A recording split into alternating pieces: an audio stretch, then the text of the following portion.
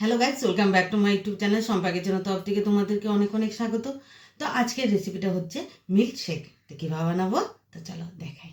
তো এই milk shake বানানোর জন্য আমার লাগছে অ্যালমন্ড, খেজুর, কলা আর নিয়েছি কাজু বাদাম। এখানে নিয়েছি চিনি আর ফ্রেশ ক্রিম আর নিয়েছি দুধ। তো আমি একসাথে সব কিছু মিলে গ্ল্যান্ড করে নেব। তো সব একসাথে দিয়ে দিই। খেজুর দিয়ে দিলাম কলা,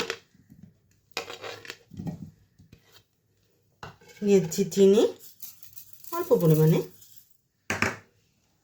ফ্রেশ ক্রিম দিয়ে দিলাম, দুধ।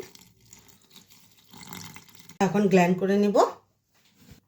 তো মিল্ক শেকটা আমার হয়ে গেছে, তো ঢেলে দিই।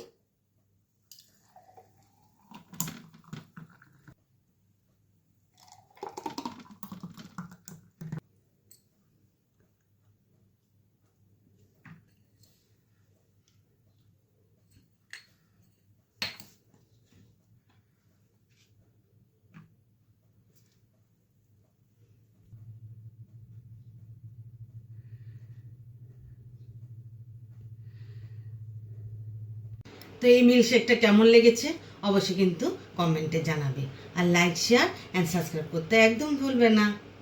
বাই।